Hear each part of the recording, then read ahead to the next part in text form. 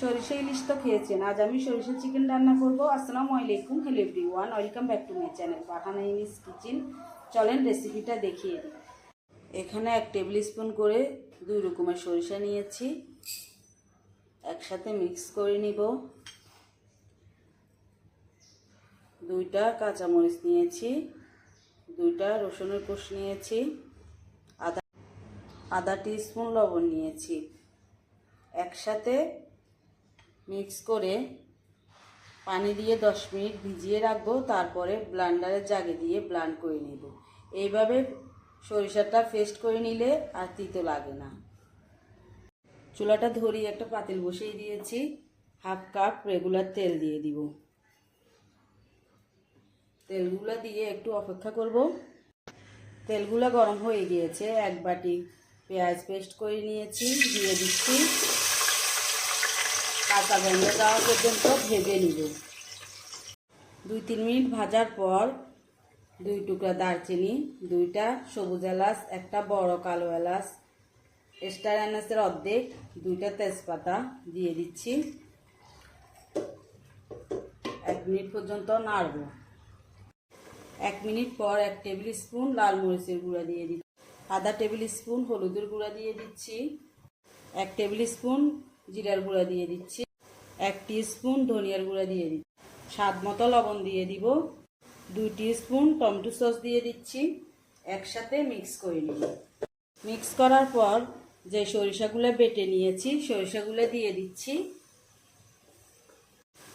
আর যে বাটিতে সরিষাগুলো পেস্ট করে রেখেছি ওই বাটি ধুয়ে 4 টেবিল স্পুন পানি দিয়ে দিচ্ছি।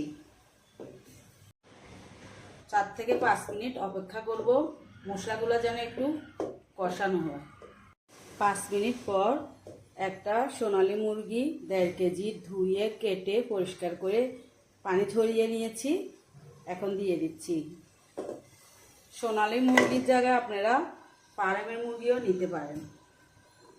একসাথে মিক্স করে নিব মশলাগুলোর সাথে।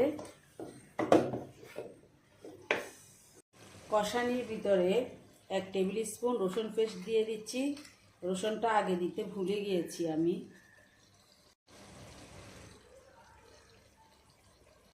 আধা টেবিল স্পুন আদা পেস্ট দিয়ে দিচ্ছি। একসাথে মিক্স করে 2-3 মিনিট অপেক্ষা করব।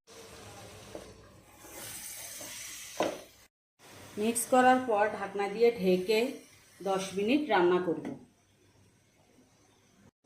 10 মিনিট কষানোর পর এখন গরম পানি অ্যাড করে দিব।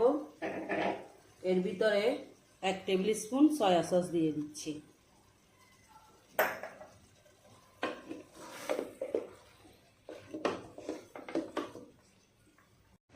গরম পানি দিয়ে দিচ্ছি 5 কাপ।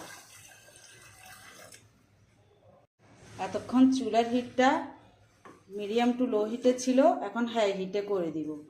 হাই হিটে 10 মিনিট থেকে 15 মিনিট পর্যন্ত রান্না করে কিছুক্ষণ পর বলক চলে এসেছে, এখন আবারও অপেক্ষা করব মাংসগুলো রান্না হওয়া পর্যন্ত।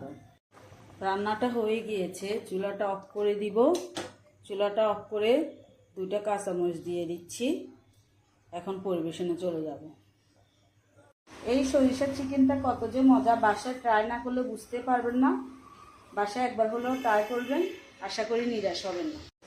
আমি চেষ্টা করি আমার প্রতিটা রেসিপি সহজ এবং সুন্দরভাবে আপনাদেরকে দেখানোর জন্য। আশা করি আপনাদের ভালো লাগবে। ভালো লাগলে একটা লাইক দিতে ভুলবেন না।